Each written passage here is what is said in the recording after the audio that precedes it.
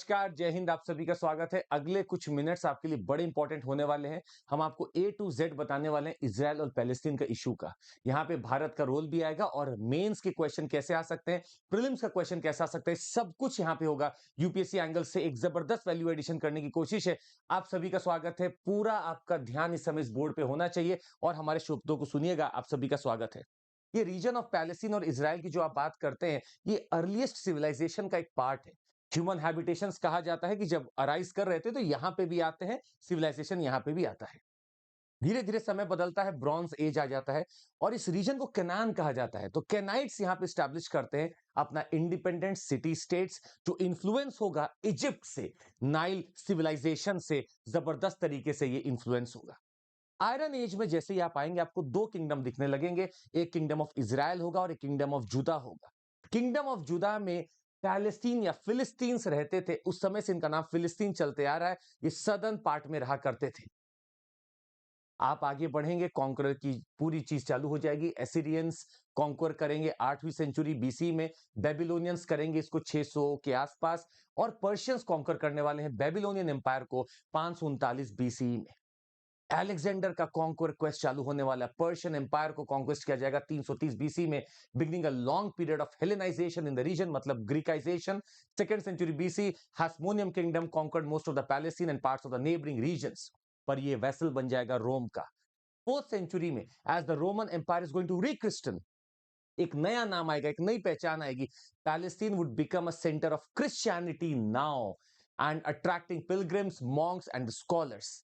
Not only this, following a lot of conquests now, even the Muslim conquest of the Levant. Levant is the region that is east of your Mediterranean. As you can see, several Muslim ruling dynasties succeeded each other. ये 636 से लेकर 641 की बात की जा रही है CE की। द रशिदुन्स, ये पहला कॉन्कर होता है। द उमायद्स फिर आते हैं। ये लोग बनाते हैं डोम ऑफ द रॉक, जिसके ऊपर चर्चा चल भी रही है, और अल अक्सा मॉस्क जेरूसलेम में। इसके बाद जैसे ही आप देखेंगे, अलग अलग डायनेस्टीज आती चली जाएंगी और अलग अलग चीजें बनती चली जाएंगी। 1099 की बात है। Crusaders established the kingdom of Jerusalem. आप मैप पे देख सकते हैं बाईं ओर, kingdom of Jerusalem in Palestine, which the Ayyubid Sultanate reconquered in 1187. Following the invasion of Mongol Empire, Egyptian of Mamluks reunited Palestine under its control before the Ottoman Empire conquered the region in the 16th. During World War I, समझिएगा, British government issued the Balfour Declaration, और ये वो declaration है जो कि नींव रखने वाला है इजराइल का बनने का। अभी तक की जितनी कहानियां थी उसमें पैलेस्टीन, इजराइल, लगभग पैलेस्टीन ही नाम चल रहा था। अब इजराइल की बात की जाएगी। Jewish people in Palestine, they are going to get their own nation and this will be announced in Balfour Declaration. और लीग ऑफ नेशंस ने ब्रिटिश को पावर दिया 1922 में कि आप इसको पूरी तरह से मैनेज करोगे।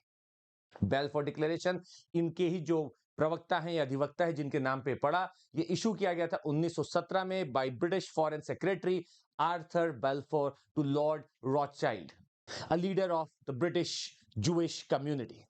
इन्होंने बोला जूइश का घर तो बनेगा। और ये जो स्टेटमेंट आता है, पहली बार एक वादे के साथ आता है कि हमें जूइश नेशन देना है, इन ज्यूज को। और कहां देना है? पैलेस्टीन में देना है, at the time of British mandate. And this was the basis of the creation of Israel.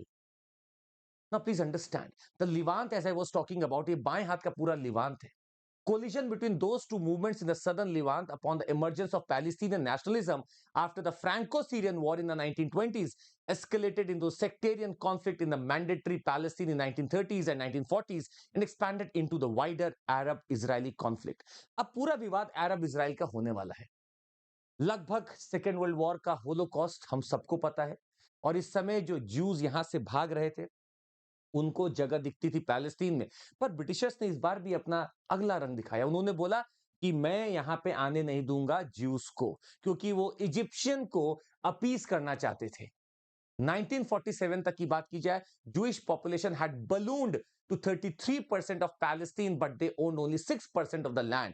अब विवाद चालू होगा कि इतने ज्यादा पॉपुलेशन, इतना कम लैंड, और अब बात चालू होगा यूनाइटेड नेशन रेजोल्यूशन 181, जिसने बात की पार्टीशन की of Palestine into Arab and the Jewish states. 1948 नकबा, जिसको एथनिक क्लिंजिंग कहा जाता है। अगर आप ब्रिटिश मैंडेट की बात करेंगे तो उसको एक्सपायर होना था 1948 में। उसके पहले ही जियोनिस्ट मतलब ज्यूस के पूरे paramilitaries they went upon an operation to destroy the Palestinian towns and villages to expand the borders of this Zionist regime. और शुरुआत हो चुकी थी नकबा की क्लिंसिंग की। अरब लीग ने डिसाइड किया इंटरवीन करने का, और अरब लीग 1945 में ऑलरेडी बन चुका था, और वो कोशिश कर रहा था पैलेस्टीनियंस को बचाने की, and they wanted to put a front against the Britishers. और यही चालू होता है 1948 का अरब इजराइल वॉर, और इसमें लगभग 15,000 लोग तक मर चुके थे। एक सीज फायर होता है 1949 में sign. Israel holding much of the land now. अब आप समझ सकते हैं मैंडेट खत्म हुआ यूके का, पर इजराइल अब मच ऑफ द मैंडेट रखने लगा। Jordan occupying and later annexing the West Bank, and Egypt taking over the Gaza. Jordan ले लेता है वेस्ट बैंक और गाजा ले लेता है आपका इजिप्ट। फिर all the Palestine government was declared by the Arab league in 1948। Yasser Arafat 1964, a new organization, the Palestine Liberation Organization, is going to come up, established by Yasser Arafat. Immediately won the support of almost all the Arab League countries and just wanted to go ahead with Palestine establishment. 1967, Six-Day War. और लगभग यही war था जो इस समय बार बार चर्चा में आ रहा है। Effect upon the Palestinian nationalism as Israel gain more and more of the land. जैसे ही हो रहा था 1967 में एक वॉर चालू होता है, और दोनों के बीच में आप समझ सकते हैं नक्शा ही बदल गया। ऑक्यूपाइड बाय इजराइल, आप देख सकते हैं 1967 में पूरा ही ऑक्यूपाई कर लिया इजराइल ने।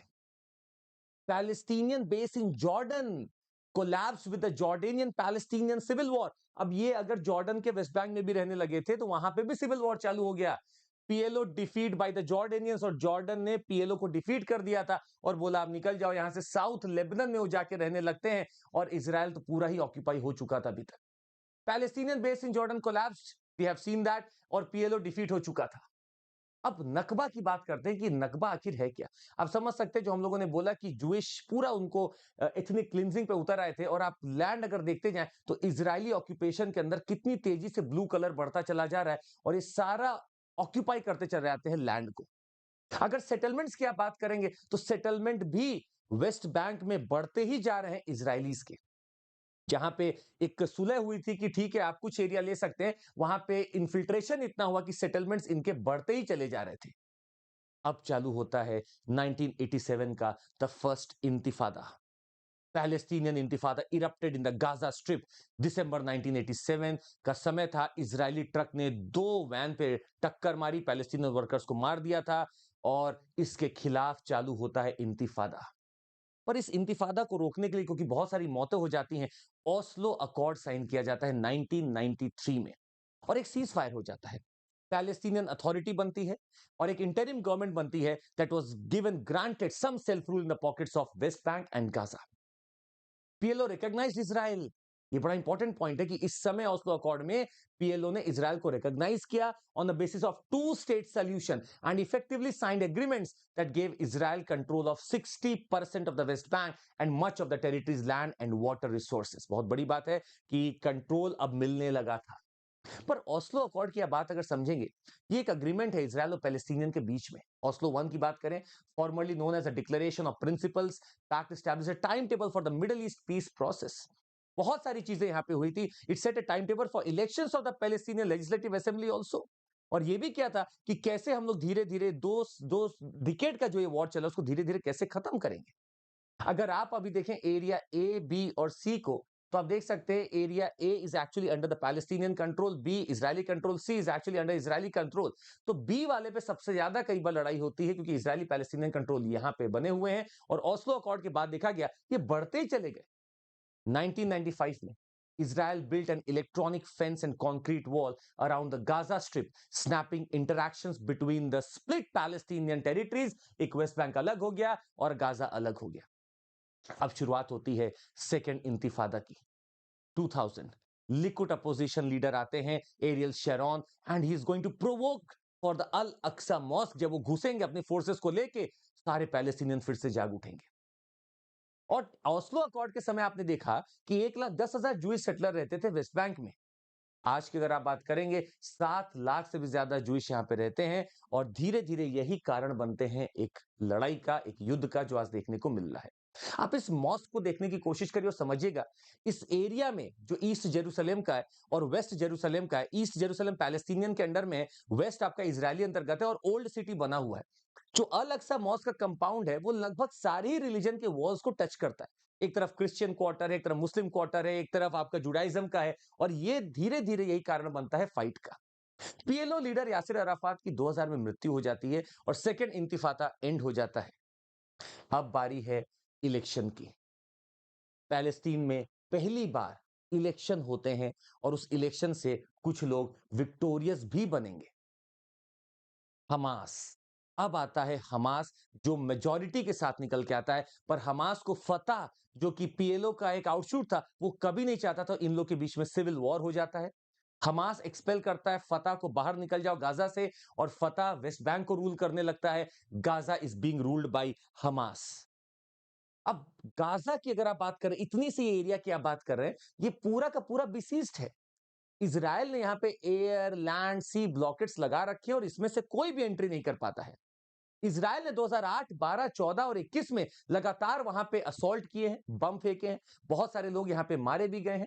और अगर आप इस इजराइल की बात करें तो आप समझने की कोशिश करिएगा, 2.3 million people are living in just 365 kilometre square. Unemployment rate 45% है। फूड इनसिक्योर हाउसहोल्ड 64% से भी ज्यादा ही होंगे यहाँ पे। ये सिर्फ ब्लॉकेट की वजह से हुआ। नीचे का आपको रफा क्रॉसिंग दिख रही होगी जो इजिप्ट में जाने के लिए है, और यहां से लोग इस समय भाग भाग के निकल रहे हैं। इकोनॉमी की अगर बात की जाए, इजराइल की इकोनॉमी जरूर देखिएगा, GDP 522.5 billion, per capita $54,710। Economic structure इनका सर्विसेज अच्छा खासा फैला हुआ है, करेंसी इजरायली शेकेल है, तो ठीक ठाक वर्क कर रही है। परंतु गाजा की इकोनॉमी अगर आप देखेंगे तो कोलैप्स ही होती चली जा रही है। 50% ज्यादा यहाँ पे अनएम्प्लॉयमेंट है, और यहाँ पे लगभग जो पॉवर्टी लाइन के नीचे रहते हैं वो 60% के आसपास जरूर होंगे। और यहाँ पे एजुकेशन डेवलपमेंट सब कुछ इवेट कर रहा है। जो अभी की लड़ाई चल रही है उसमें अगर आप कुछ पार्टीज का नाम लेना चाहें, तो हाँ, इजराइल को जो लोग समर्थन दे रहे हैं उसमें अमेरिका का नाम बहुत आगे आता है।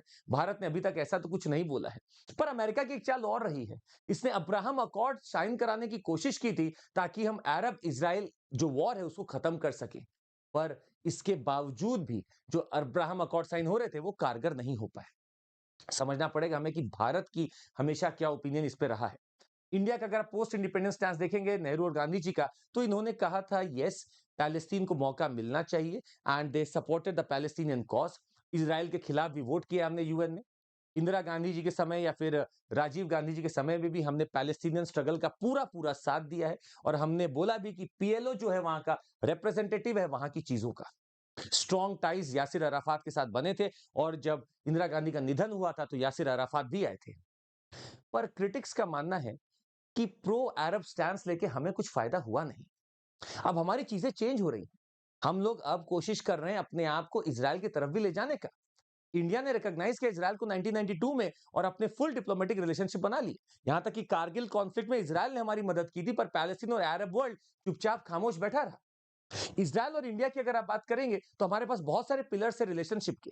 ये चालू होता है हमारा third largest trade partner Asia का, अगर आप देखिए Israel, India is Israel third largest trade partner in Asia and seven largest in globally. India is one of the largest importers of weapons from Israel. तो हमारे पास defence लो, science technology हो, science हो, इन सब का अच्छा खासा कोऑर्डिनेशन बना हुआ है, और इंडिया इजराइल के रिलेशनशिप इस पे चल रहे हैं ठीक ठाक। डिफेंस में आप अवैक्स की बात करते हैं, एयरबॉर्न अर्ली वार्निंग सेंटर्स, वो हम इजराइल से ही लेते हैं क्योंकि वो डिफेंस में बहुत आगे है। यही अगर आप पैलेस्तीन से अगर देखना चाहें इंडिया के रिश्ते, तो वेस्ट एशिया का हमारा एक पॉलिसी तो रहा है, पर हम बहुत ज्यादा ध्यान नहीं दे पाए। 2016 में हमारी मुलाकात भी होती है, joint commission meeting between India and Palestine Ramallah में होती है। इप्सा फंड भी करता है वहां कुछ प्रोजेक्ट्स को, और भारत वहां एजुकेशन डेवलपमेंट में भी लगा हुआ है। हमारे डायस्पोरा और हमारे इंडियन मूवीज भी वहां ठीक ठाक पॉपुलर है पैलेस्टीन में। पर इसके बावजूद भी पैलेस्टीन और अरब वर्ल्ड ने भारत का कभी साथ खुले तौर पर नहीं दिया। कश्मीर के इशू पर पैलेस्टीन और अरब वर्ल्ड लगभग चुप ही रहता है। इस मुद्दे में हमें जेनेवा कन्वेंशन के बारे में भी पता होना चाहिए, क्योंकि जेनेवा कन्वेंशन जो 1949 का टॉक्स अबाउट वॉर और वॉर के समय कुछ प्रिंसिपल्स। आप चार देख सकते हैं कन्वेंशन आर देयर, और ये चारों ही बात करता है कि कैसे डील करना है वॉर के समय, कौन सिख होगा, कौन सोल्जर है, कैसे डील करना है। इसी कन्वेंशन को भारत ने साइन किया था 1960 में, पर आपको ये बता दें इस कन्वेंशन के साथ साथ दो प्रोटोकॉल और थे जिसको भारत ने साइन नहीं किया है। भारत ने 2006 में थर्ड प्रोटोकॉल जो आया है वो साइन कर रखा है, but not the first two. और ये आपके सामने मैप है। इजराइल की बाउंड्री आप देख सकते हैं मेडिटेरेनियन सी से लगती है, इजिप्ट से लगती है। ये आप देख सकते हैं, एक क्वेश्चन आपके लिए बन सकता है। एक बार फिर से हम इस मैप पे आपको लेके चलेंगे ताकि आप इसमें गलती ना करें, क्योंकि पीटी का क्वेश्चन इस बार यहीं से बनने वाला है। I want you to see this map please. इस मैप को जरूर देखिएगा, ये शायद हमारे लिए इंपॉर्टेंट हो सकता है map. And this is the border that it is touching Jordan. It is touching your, this is opening up into the Gulf of Aqaba. This is Egypt and this is your Syria. ऊपर का part Syria है, ये Lebanon है और ये पूरा Israel है। तो बॉर्डर्स बड़े इंपॉर्टेंट इस बार आ सकते हैं। इसके साथ ही आपको बता दें, एक सी का नाम याद रखिए, डेड सी है जो जॉर्डन और इसके बीच में, और एक आप देखेंगे sea of Galilee, the sea of Galilee जो आप यहां देख सकते हैं इजराइल के पार्ट में, सी ऑफ गलीली जो गोलन हाइट्स से बॉर्डर बना रहा है। गोलन हाइट्स एक्चुअली सीरिया और इजराइल के बीच में भी डिस्प्यूटेड टेरिटरी है, द गोलान हाइट्स, और यहां पे भी सी ऑफ गलीली आपको दिख सकता है। तो उम्मीद है आपको कुछ क्लैरिटी मिली होगी। एक कोशिश की गई थी कि आपको ठीक ठाक तरीके से हम समझाने की कोशिश करें। बाकी अगर आपको हमारे साथ जुड़ना है तो CMC कोड पर आप जुड़ सकते हैं और ऐसे बहुत सारे कंटेंट है जिसका आप आनंद उठा सकते हैं। हमारा कुछ ऑफर भी चल रहा है जिसको आप देख सकते हैं। We are having an extension offer. Repeaters batch भी हमारा चालू हो चुका है जिसका आप लाभ उठा सकते हैं, और EMI फैसिलिटी हमारे पास अवेलेबल है जिसको आप अपना सकते हैं। फाउंडेशन बैच है हमारा चालू हो रहा है 21 तारीख से, जुड़ जाइए। और ये अल्ट्रा कॉम्बैट है जो आपका होने वाला है 22 अक्टूबर को 11 बजे। Lot of things to win from it, you can go head with this. Test series भी हमारी लॉन्च है, उसका भी आप पूरा फायदा उठा सकते हैं। That would be all from my side. Thank you so much, take care, जय हिंद।